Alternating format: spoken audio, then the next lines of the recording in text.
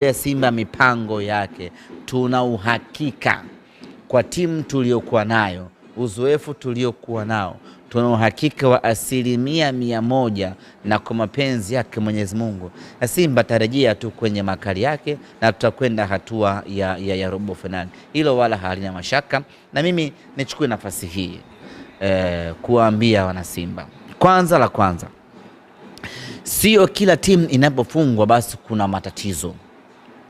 Sio kila timu inapopoteza mchezo basi kuna sintofahamu ndani ya timu. Sio kila timu inapopoteza mchezo basi kuna mipango ya nje ambayo imetuzidia na timu kupoteza mchezo.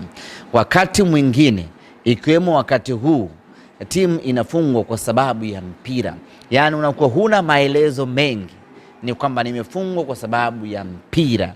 Mpira umetaka mimi nifungwe, mpira umeamua mimi nifungwe. Tukiwa na mentality kama hizo, wana Simba, itatusaidia pakubwa kuishi bila pressure ya kwamba mechi imeisha, anyway leo mpinzani amejitahidi na sisi timu yetu haikuwa kwenye ubora wake pengine, ama tumepoteza nafasi, mpinzani ametumia nafasi yake, mechi imeamua, tunajipanga kwenye mechi ijayo.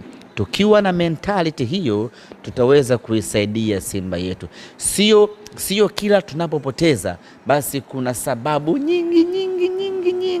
Haiwezekani kitu kama hicho. Yaani haiwezekani tatizo moja likawa na matatizo mengi. Sijui umeelewa kwamba mara si uwanja, mara makocha,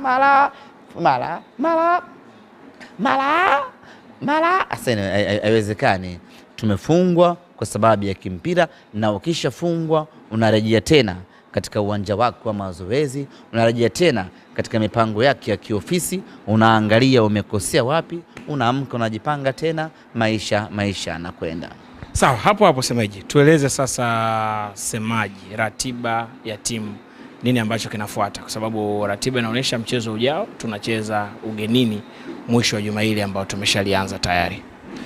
Mara baada ya kumaliza mchezo wetu wa kwanza dhidi ya Petro Atletico, sasa tunaingia katika mchezo wetu wa pili wa hatua ya makundi ya ligi ya mabingwa Afrika, na kikosi chetu kinataraji kusafiri kesho alfajiri, kwa maana ya Alhamis alfajiri.